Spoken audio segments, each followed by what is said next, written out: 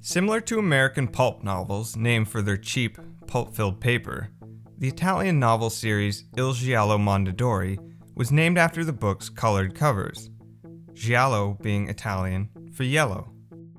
First published in 1929, the series predominantly consisted of translated mystery stories by British or American authors such as Agatha Christie, Earl Stanley Gardner, and Edgar Wallace. As it gained popularity, the term Giallo became synonymous with the mystery genre. As a film genre, Giallo has its roots in the West German krimi films of the 60s. The majority of these films were based on Wallace's mysteries and featured villainous masked criminals. Krimi films bridged the gap between the Hollywood noir films of the 40s and 50s and Italian Giallo films. It was in 1963 that cinematographer turned director Mario Bava created what would be known as the first Giallo film. The Girl Who Knew Too Much, its title a reference to a film Hitchcock made not once, but twice, set the structural formula for many future gialli.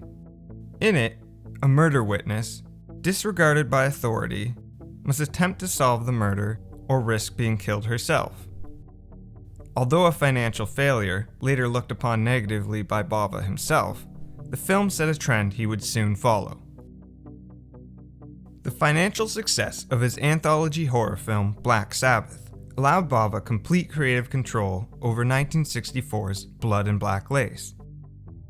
Known in Italy as Six Women for the Murderer, the picture further defined the giallo genre. Stylishly shot, the film follows a group of fashion models who, one by one, are murdered by a mysterious masked killer. Despite being a commercial failure, the film remains one of the most influential films of the genre.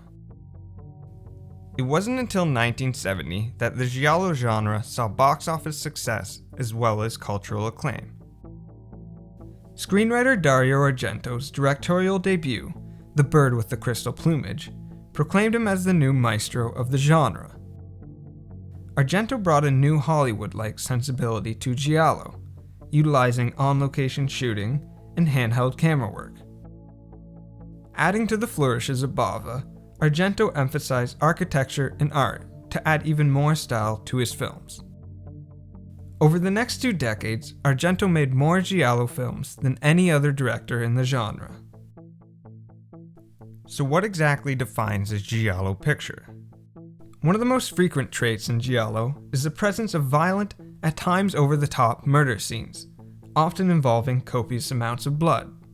These murders are usually performed by a shadowy, leather-gloved killer, sometimes hidden beneath a mask, whose victims are normally scantily clad or nude women. The giallo hero is typically an outsider, such as a tourist, who finds themselves witness to the killer's acts. Many films express an emphasis on psychology, through the protagonist's paranoia and fear, or the madness of the antagonist.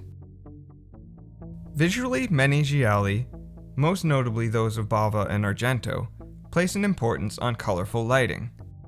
Featuring surreal camera work, gialli films often utilize close-ups to show action while hiding the identity of their killers. These close-ups frequently focus on murder weapons, clues, or psychologically significant objects. In some moments, the camera functions as a point of view, building suspense by putting the audience behind the eyes of the assailing villain. Sonically, gialli were dubbed into English, as it was common in Italian filmmaking to have all actors speak their native language, dubbing over in a common language later. In the late 70s and into the 80s, a trend started towards progressive rock and synthesizer-based soundtracks by musicians such as Bill Wyman and Brian Eno, or bands like Goblin. Many film titles themselves share motifs, often including animals, colors, or numbers, in a descriptively illusory fashion. Although these traits are common, they're not all necessary for a film to be considered a giallo. In some cases, such as in Argento's Suspiria and Inferno, supernatural elements supersede the typical threat of man. Some directors, such as Lucio Fulci, worked with a more realistic, muted palette. And many films by Argento feature one-word titles, such as Tenebre and Opera. The influence of Giallo is most notable in the American-made slasher films of the late 70s and 80s. The use of POV camera angles, the emphasis on violence, the masked killers, the gradually increasing body count, the predominantly female victims, the frequent nudity, all are found in both genres. In fact, 2 death scenes from Friday the 13th Part 2 were stolen straight out of Bava's 1971 film, A Bay of Blood. The popularity and production value of Giallo films declined by the 90s, possibly due to the competition caused by the oversaturated horror movie market created by the advent of VHS in the mid-80s. However, Giallo's influence continues with the likes of Peter Strickland's homage, Berberian Sound Studio, Astron 6's genre parody, The Editor, and in operatic thrillers such as Darren Aronofsky's Black Swan and Nicholas Winding Refn's The Neon Demon. Unlike its victims, Giallo lives on.